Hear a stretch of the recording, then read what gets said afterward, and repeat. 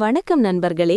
தமிழக அரசியலில் 2026 சட்டமன்ற தேர்தலுக்கான களம் இப்போதே சூடுபிடிக்க தொடங்கிவிட்டது. குறிப்பாக நடிகர் விஜயின் தமிழக வெற்றிக் கழகம் டிவிகே களத்தில் இறங்கிய பிறகு பழைய கூட்டணிகள் மாறுமா, புதிய கூட்டணிகள் உருவாகுமா என்கிற எதிர்பார்ப்பு அதிகரித்துள்ளது.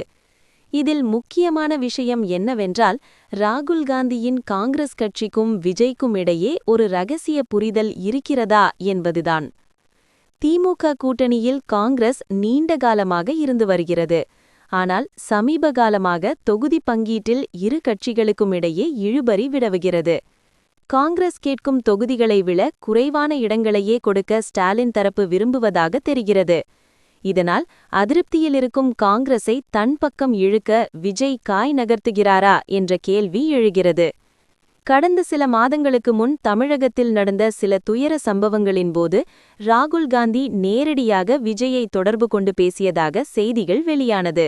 இது ஒரு சாதாரண ஆறுதல் அழைப்பாக பார்க்கப்பட்டாலும் அரசியல் ரீதியாக இதற்கு பின்னால் ஒரு பெரிய கணக்கிருப்பதாக அரசியல் விமர்சகர்கள் கருதுகிறார்கள்.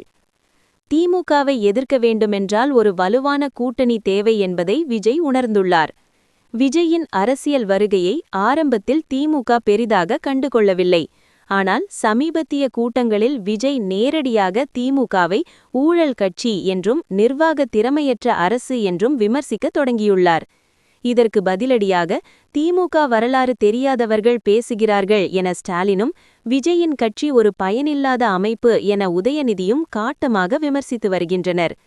காங்கிரஸ் தனது கையை விட்டு போனால் அது திமுகவுக்கு பெரும் பின்னடைவாக அமையும். அதே சமயம் விஜய்க்கு ஒரு தேசிய கட்சியின் ஆதரவு கிடைத்தால் அது அவருக்கு பெரும் பலமாக மாறும்.